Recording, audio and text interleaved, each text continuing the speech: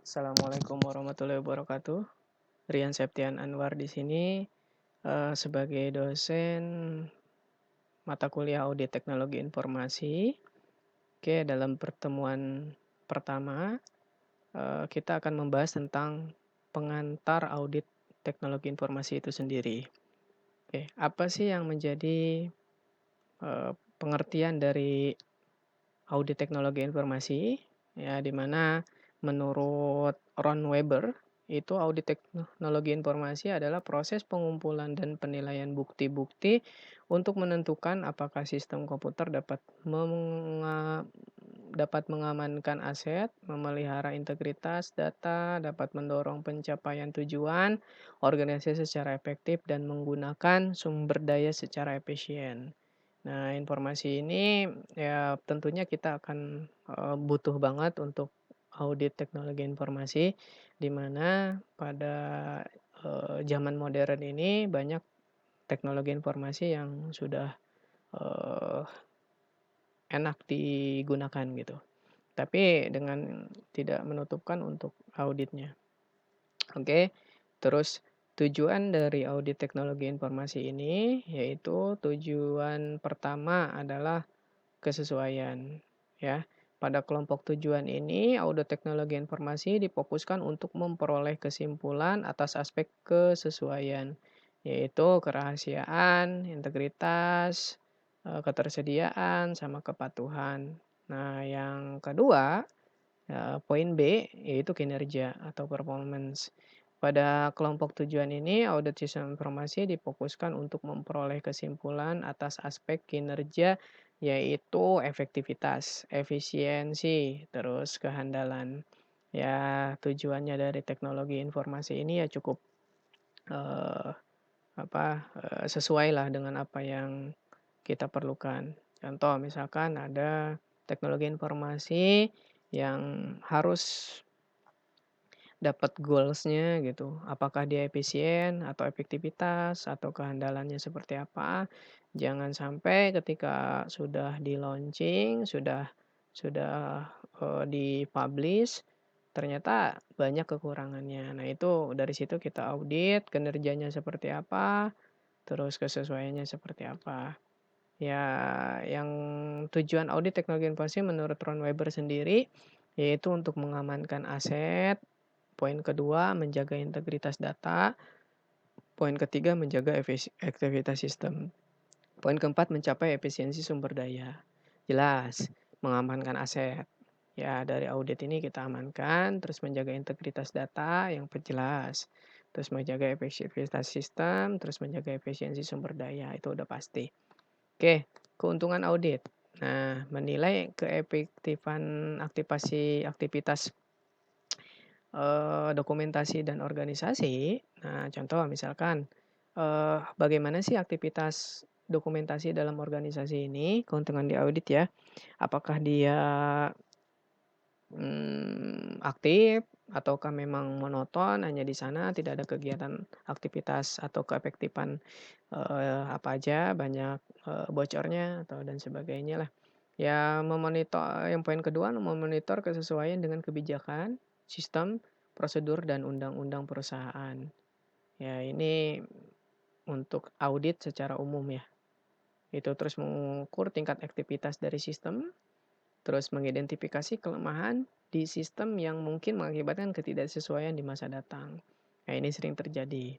Ya, kalau sistem itu ternyata ada sistem, di mana sistem ini tidak dapat digunakan, karena terdapat tidak kesesuaian di kemudian hari. Misalkan ternyata datanya ini sudah dihapus di tahun 2016, tapi, struktur data atau subdatanya masih ada di dalam sistem. Nah, itu yang jadi masalah, tidak sesuai nantinya dengan nomor data yang sudah terhapus, biasanya terintegrasi. Ya, terus menyediakan informasi untuk proses peningkatan, jelas, itu fungsi dari audit. Terus meningkatkan saling memahami antar departemen dan antar individu, oh pasti, ya. Terus melaporkan hasil tujuan dan tindakan berdasarkan risiko ke manajemen, penting, ya. Dari keuntungan audit ini tidak hanya di sektor poin-poin tersebut, masih banyak keuntungan yang lainnya. Ya, terus selanjutnya ada yang namanya jenis audit, ya, termasuk jenis audit di IT. Nah, sistem audit di IT sendiri yaitu audit terhadap sistem dokumentasi untuk memastikan sudah terpenuhi standar nasional atau internasional. Nah, ini penting ya, sesuai standar atau tidak. Jadi si sistem ini ada ISO-nya biasanya, ya standar atau tidak.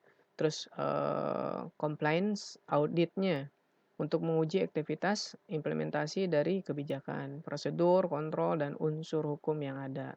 Ya jangan sampai kita mengejar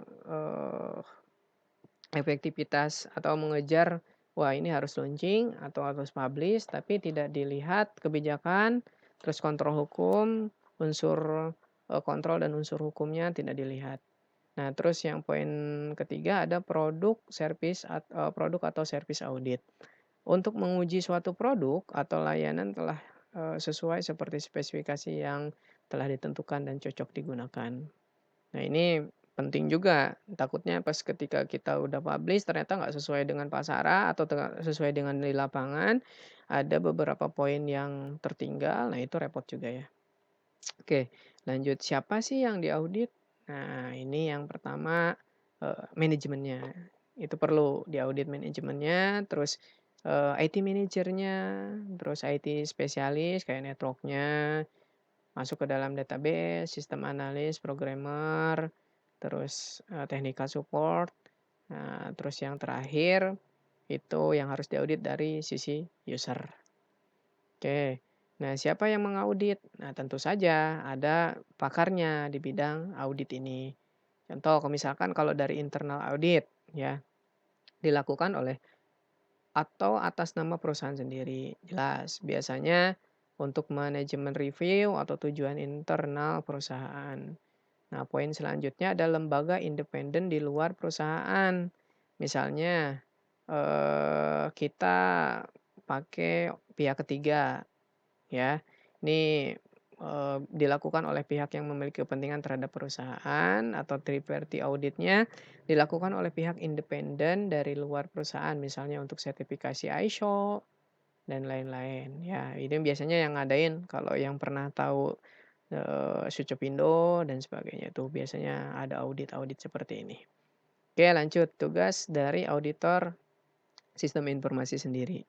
Nah, memastikan sisa-sisa penerapan IT memiliki kontrol yang diperlukan. Oke, terus memastikan kontrol tersebut diterapkan dengan baik sesuai yang diharapkan. Pastinya. Jadi model kayak sistem kita membuat, kalau kita eh, asal buat tidak sesuai dengan apa yang diharapkan, terus nggak ada sistem auditnya, ya sama aja kita membuang sesuatu atau kita menerapkan sistem yang tidak terkontrol. Jadi tetap sistem itu harus diaudit, kelemahannya di mana. Pasti ada kelemahan, ada kelebihannya. Ya kita harus tahu dari situ. Oke, hal-hal yang dilakukan auditor. Yang pertama adalah persiapan. Yang kedua kita ngelihat dokumennya, review dokumen. Dokumen apa sih? Yang kan persiapan kegiatan on-site audit. Oke, melakukan kegiatan on-site audit, persiapan persetujuan dan distribusi laporan audit. Nah, terus di follow up lah auditnya selanjutnya. Oke, output kegiatan audit. Nah, dari hasil akhir adalah berupa laporan yang berisi yang pertama, ruang lingkup si audit itu sendiri.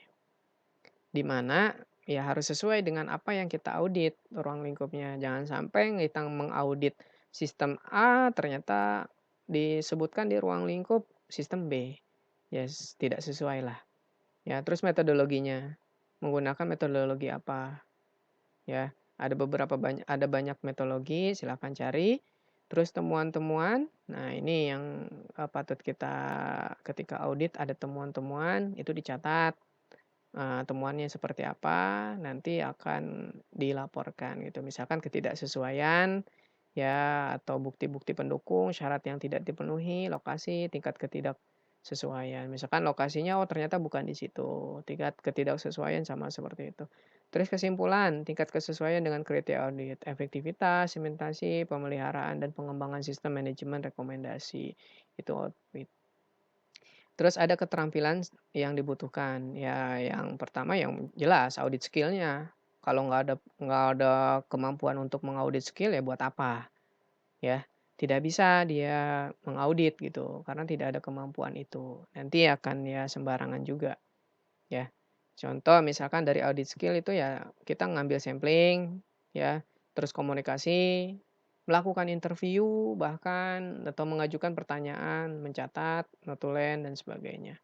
Terus ya generic knowledge-nya harus kenal, pengetahuan mengenai prinsip-prinsip audit, produk dan teknik, terus sistem manajemen dan dokumen dokumen referensi, terus organisasi, peraturan-peraturan yang berlaku, ya itu harus tahu, ya. Kalau misalkan tidak tahu dengan peraturan-peraturan audit sendiri ya repot. Nanti dia tidak akan bisa mengaudit. Terus spesifik, nah ini yang paling dibutuhkan. Background udah jelas, pasti dari IT atau IS, ya. Terus, ini bisnisnya jelas ya, spesialis technical skill, pengalaman audit sistem manajemen, perundangan. Nah, biasanya kalau untuk membuktikan dia udah spesifik knowledge, dia ada sertifikasi audit gitu. Dia udah mengambil sertifikasi audit, seperti itu. Terus prinsip-prinsip audit, ya harus punya ethical conduct, ya berdasarkan pada profesionalisme, kejujuran, integritas, kerahasiaan, dan kebijaksanaan. Itu paling penting ya. Harus ada ethical conduct. Terus fair presentation, kewajiban melaporkan secara jujur dan akurat. Ya, jangan sampai penilaiannya itu subjektif, nggak objektif, bahaya. Ya, terus do professional care, implementasi dari kesungguhan dan pertimbangan yang diberikan. Yang jelas independence, tidak ada tekanan dari dalam ataupun dari luar, ya. Terus evidence based approach, yaitu yang paling terakhir. Terus yang slide berikutnya adalah peraturan dan standar yang biasa digunakan. Ada ISO atau IEC yang 17799 dan BS 7799. Terus ada control objective for information and related technology. Nah, ini pakai COBIT nih, ya. Terus ada ISO TR 13335, IT baseline, protection manual, terus IT check atau common criteria, Federal Information Processing Standard, ya, terus ada design internet, test port, terus ada the quality shell produk dan itu terus ada ISO 9000. Yaitu adalah peraturan yang standar yang biasa digunakan untuk audit. Ya, ini kode-kode dari auditnya sendiri. Seperti itu. Oke, kebutuhan auditor. Nah, ini yang harus kita kumpulkan. Kebutuhan auditor sendiri adalah kalau misalkan dari internal audit ya setiap perusahaan memerlukan, pasti. Ya di internal audit sebelum kita membutuhkan eksternal audit atau pihak ketiga untuk mengaudit, ya kita butuh dari internal audit dulu, ya. Nah, biasanya sih kalau dari internal audit itu ya memang harus ditekankan independen, tidak ada tekanan dari atasan atau tidak tekanan dari internal, begitu. Terus kebutuhan perusahaan penyedia layanan audit, perusahaan penyedia sertifikasi. Nah, ini penting nih sertifikasi audit sendiri. Oke, peluang. Ketergantungan terhadap IT semakin besar sehingga muncul kebutuhan untuk melakukan audit IT. Wah, jelas. Sampai saat ini bahkan saya sendiri pun ketergantungan terhadap IT itu ya, sudah luar biasa. Sehari tanpa informasi udah luar biasa ya. Kita kita tidak bisa lepas dari gadget. Terus poin yang kedua auditor IT yang sekarang banyak yang berasal bukan dari bidang IT, peluangnya. Oh, ternyata ya banyak juga yang belum misalkan dia bidangnya bukan bidang auditor, ya. Tapi dia ngambil sertifikasi auditor ya bisa itu jadi auditor, peluang ya. Banyak permasalahan atau bisnis dalam pengolahan IT, banyak banget ya. Dengan perkembangannya zaman yang teknologinya semakin canggih, orang-orang sudah melek dengan teknologi. Eh, yang pertama adalah cakupan dari kesesuaian teknologi itu. Apakah kehandalannya seperti apa ketika diakses banyak orang gitu. Ya. Oke, itu aja slide yang terakhir ya, saya ucapkan terima kasih telah bergabung di kelas saya. Wassalamualaikum warahmatullahi wabarakatuh.